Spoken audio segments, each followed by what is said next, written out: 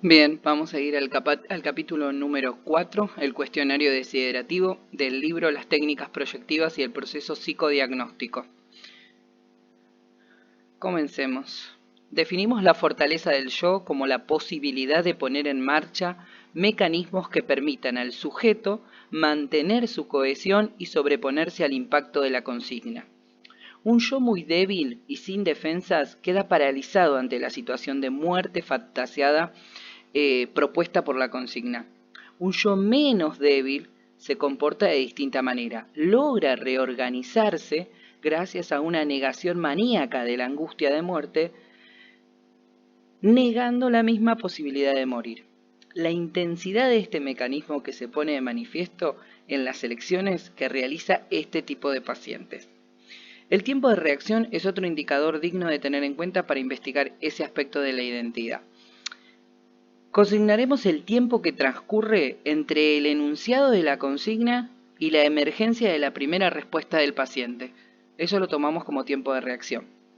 En las catexias positivas 1 y catexias negativas 1, suele alargarse el tiempo de reacción. La primera catexia positiva supone sobreponerse al impacto de la consigna, evaluar el aspecto interno que más se desea proteger de la muerte y asociarlo con algo del mundo externo que mejor condense y transmita el resultado del balance que la consigna lo obliga a realizar, porque él tiene que elegir. En la catexia negativa, en la primera catexia negativa, la situación del test ya no es nueva y lo que el paciente debe hacer es discriminar lo más desagradable de su mundo interno y elegir algo del mundo externo que condense y exprese ese elemento rechazado. El test brinda al paciente una salida que tiene que ver con la realización mágica de deseos. Cuando hablamos de los tiempos de reacción diremos que un tiempo de reacción muy largo, más de 30 segundos, indica que el impacto de la consigna ha sido intenso y que el yo reacciona lentamente. Cuando el tiempo de reacción es muy largo, podemos pensar que la consigna ha provocado un shock en el paciente. El shock puede aparecer en las catexias positivas 2 y 3 y en las catexias negativas 2 y 3 también. Y nos estaría hablando de un shock que reacciona con efecto retroactivo, por así decirlo. Un acontecimiento excesivo, un acortamiento excesivo del tiempo de reacción es índice de fortaleza precaria del yo, o sea, un tiempo muy corto, desea desembarazarse del asunto el sujeto. En tales casos diremos que el paciente utiliza mecanismos maníacos, opuestos en los mecanismos evitativos que caracterizarían a los pacientes que muestran los tiempos reactivos largos. Un tiempo de reactivo corto, breve, entre 1 y 5 segundos, supone un yo que intenta desembarazarse rápidamente de toda fuente de angustia, como lo dijimos anteriormente. Si la lentitud o la rapidez de la respuesta se debe al factor intelectual y no a conflictos en el área afectiva, tal lentitud o excesiva rapidez se mantendrá constante a lo largo de todo el protocolo. Si un paciente tiene un tiempo de reacción largo en las catexias positivas y cortos en las catexias negativas, cabe pensar que le resulta más fácil discriminar lo que le inspira desagrado o rechazo, lo que le resulta malo o peligroso. En este caso, el paciente parece tener claro de qué defenderse, pero duda en lo que refiere a cómo defenderse. Un tiempo de reacción abreviado en las catexias positivas y alargado en las catexias negativas, podemos diagnosticar que el yo de esos pacientes sabe cómo defenderse, pero le resulta difícil, complicado y muy conflictivo establecer de qué se está defendiendo. Un yo fuerte debe demostrar que sabe y puede usar exitosamente las defensas adecuadas en cada situación.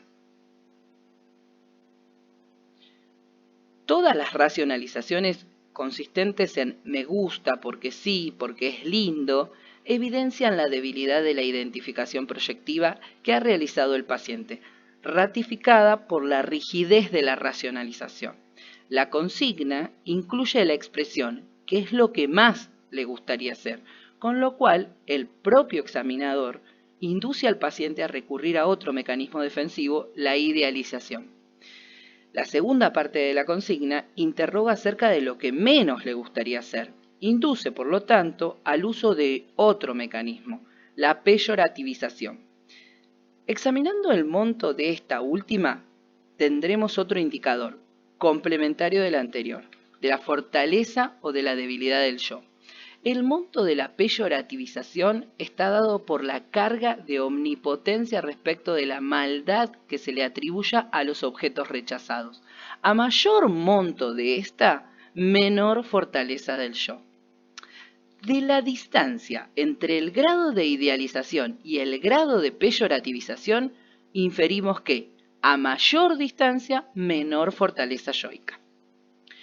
Además de lo que el paciente verbalice, su expresión, el tono de su voz, el ritmo con que hable, etc., nos darán elementos para decidir si se trata de un estado confusional o de defensas de tipo obsesivo mal instrumentadas o no exitosas.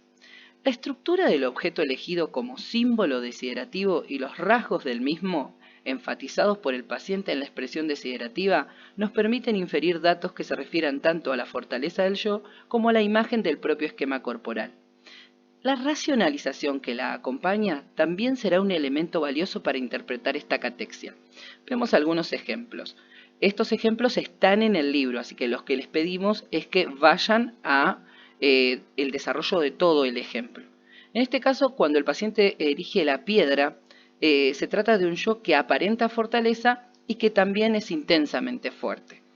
En el caso de los 3 mundos que elige, pusimos ejemplos. Con respecto a la elección del chimpancé, elige un animal, pero con la condición de mantener la característica humana que más valora y no quiere perder, la inteligencia, la facultad de pensar. En otro caso, eligió gato, rosa y vestido. En este caso predomina lo relacionado con lo corporal o sensual. Entonces se aloja la elección en el cuerpo, elige el cuerpo para preservar. Cuando la elección es perro, flor y reloj, existe, en este caso, el énfasis recae en la posibilidad de mantener contacto con los otros, es decir, en el ámbito de las relaciones con el mundo externo. Son 3 ejemplos, vayan al libro, más que nada para que vean el desarrollo de los ejemplos. Si estudiamos el orden en que aparecen las elecciones, podremos ver también cómo se metamorfea el yo en relación con su esquema corporal. El aumento del grado de fortaleza yoica desde la primera hasta la tercera catexia positiva está en relación con la disminución de la ansiedad persecutoria, movilizada por la consigna. Eso es lo que esperamos que suceda en una persona normal. El aumento o disminución de la ansiedad persecutoria en cada catexia también depende del nivel o aspecto a recuperar en las catexias positivas o a perder en las catexias negativas. Los protocolos en los que la curva de distribución se transforma prácticamente en una línea recta porque el nivel de ansiedad persecutoria se mantiene constante, sea bajo o alto, es indicador de orden patológico. O sea, si el nivel constante es bajo, está casi ausencia, por así decirlo, de la ansiedad persecutoria, debe ser considerada como patológica y producida por una negación maníaca de la seriedad de la situación del test o por otro tipo de procesos patológicos transitorios o permanentes. A ver, el mantenimiento constante de un nivel alto de ansiedad persecutoria durante toda la toma indica la carencia total de mecanismos que lo controlen y un estado de crisis de tipo paranoide. La ansiedad es fundamental frente a la situación de muerte fantaseada, ¿no? Planteada por el test. Caben 2 posibilidades. Por un lado, que afloren predominantemente ansiedades y culpas persecutorias. Por otro lado, que afloren predominantemente ansiedad y culpa depresiva.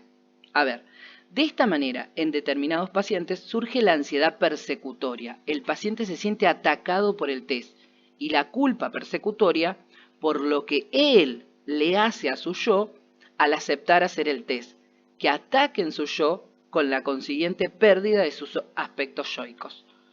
En algunos casos el paciente escucha la consigna, la internaliza, pero no logra sobreponerse a la muerte de tales aspectos. Las pérdidas sucesivas a que el test lo somete le resultan irremisibles. Siente que su yo se va empobreciendo hasta llegar en algunos casos al aniquilamiento total. A nivel transferencial, siente que el psicólogo le ha tendido una trampa y que él ha caído en ella, quedando totalmente vacío, expuesto, o sea, en este caso, simbólicamente muerte. Dejar de ser persona, que es lo que la consigna le pide, significa el perder todo contacto con sus objetos. Esto es lo que puede movilizar ansiedad y culpa depresiva. Aceptar el test es como aceptar que tales vínculos queden perdidos, aunque solo sea momentáneamente y en la fantasía.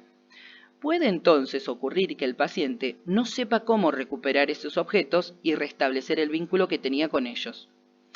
Un yo débil teme perder la actual relación de objeto. Un yo fuerte siente que a pesar de aceptar la situación planteada por la consigna, puede preservar sus objetos y defenderlos de los ataques destructivos de la misma. Optará por elecciones desiderativas que tiendan a restablecer dichas relaciones de objeto, centrando ahora en una nueva identidad, no humana, sino equivalente a ella. A nivel transferencial, el psicólogo pone a prueba su capacidad para establecer y mantener sus actuales relaciones objetales sin llegar a dañar su yo ni destruir sus objetos internos. ¿Sí?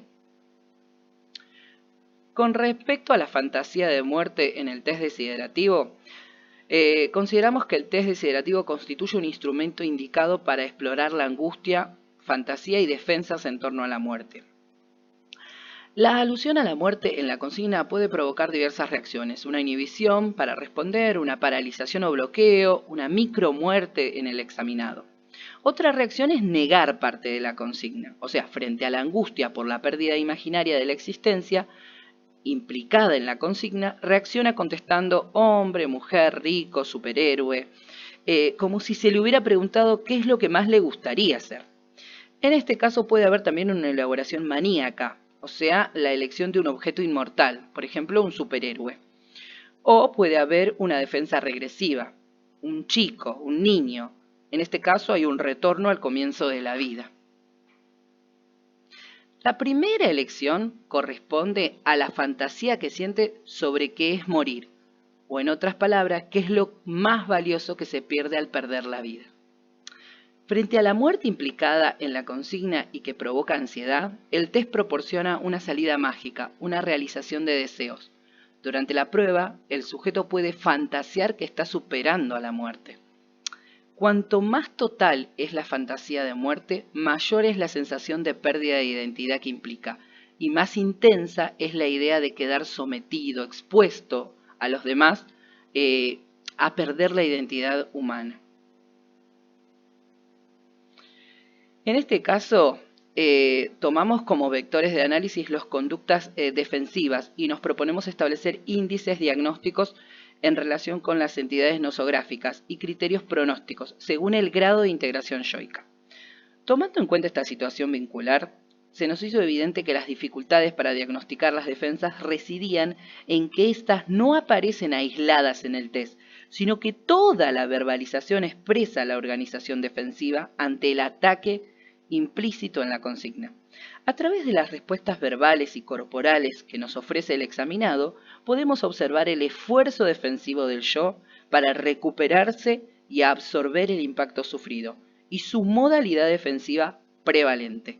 En este caso, nosotros vamos a analizar en el diagnóstico de las catexias positivas cuál es el cuadro predominante y qué defensas utiliza, siempre que hablemos de catexias positivas. En el caso de las catexias negativas, vamos a ver si las estructuras, ¿sí?, en este caso esquizoide, depresivo, obsesivo y fóbica y histérico, en este caso, si fallan las defensas, ¿a qué le teme? En este caso vamos a encontrar esto en las catexias negativas. Les pedimos que en este momento vayan al libro donde está el cuadro y está todo el cuadro mucho más desarrollado. Con respecto a el pronóstico y criterio, una vez que yo tengo, en función del diagnóstico que hice anteriormente por los cuadros a través de las defensas, tenemos el pronóstico y el criterio. Dentro de cada cuadro tenemos que determinar si predominan las defensas esquizoides o maníacas. En este caso también vayan al cuadro del libro. Con respecto al grado de fortaleza, rigidez o fragilidad del yo y el grado de caracteropatización de la defensa, se refiere a la intensidad de la defensa, al grado de represión o aislamiento, en función del símbolo y de la racionalización desiderativa. Con respecto al grado de reiteración de la misma, de la misma defensa en las distintas catexias. A mayor reiteración, más compromiso caracteriológico. El grado de estereotipia o variabilidad de las defensas, mayores posibilidades pronósticas cuando el yo cuenta con una mayor gama de defensas correspondientes a distintas áreas. A ver, el criterio es variación o permanencia de la misma defensa en las distintas defensas, o sea, en las distintas selecciones. Grado de fortaleza de los símbolos elegidos. En este caso vamos a ver si los objetos son destructibles fácilmente, por ejemplo una cucaracha, un cristal, si los objetos son indestructibles como Batman, Dios, si son frágiles o disgregados como la arena, o son moderadamente fuertes pero plásticos como el mimbre. El último punto para evaluar sería el predominio del proceso secundario. Es la capacidad de simbolización, de diferenciación entre fantasía y realidad. En este caso tiene criterios. Uno de ellos es la congruencia entre el símbolo elegido y las características que a él se le adjudican. El grado de omnipotencia de la defensa, metas que el yo se propone a través de la fantasía defensiva. Si son cercanos a la realidad, por ejemplo, el ser cuidado. Si son alejados de la realidad, dominar el mundo, por ejemplo. Otro es la posibilidad de ajuste a la consigna y la capacidad de fantasear. Otro sería la capacidad de síntesis, es la posibilidad de elegir símbolos y desarrollar las fantasías desiderativas. Otro es la posibilidad del yo de metabolizar la situación microtraumática, o sea, la consigna, y realizar un aprendizaje durante la toma del test. Con respecto a la identificación proyectiva y los mecanismos esquizoides en los test desiderativos, vamos a decir que en la identificación proyectiva se combina la disociación de una parte del yo y la proyección de dicha parte sobre, o mejor dicho, en otra persona u objeto persona. Es un mecanismo básico y constitutivo del psiquismo.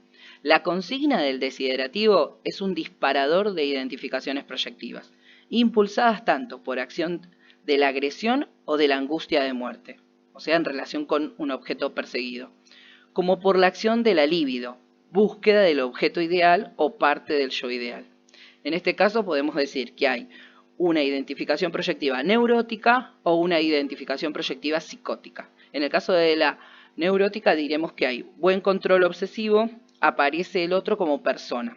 Puede pasar también una formación reactiva. Lo que se desea no es ser el otro, sino dejar de ser uno mismo, ubicando lo rechazado de sí en un rival. La identificación proyectiva motivada por celos es lo que llamamos actitud de seducción. Ser bueno permite triunfar sobre lo malo. En el caso de la identificación proyectiva psicótica, hay un fracaso de las defensas obsesivas neuróticas. Una proyección directa del impulso. Ejemplo, si elige una planta carnívora. Hay una paralización de la reintroyección. Ejemplo, desea hacer montaña porque estaría arriba mientras todos están abajo trabajando. Una identificación proyectiva motivada por la envidia, ser el otro por lo que tiene o representa sin preocuparme por su destino ulterior. Muy bien, espero que les haya servido. Cualquier duda o inquietud la vemos en clase.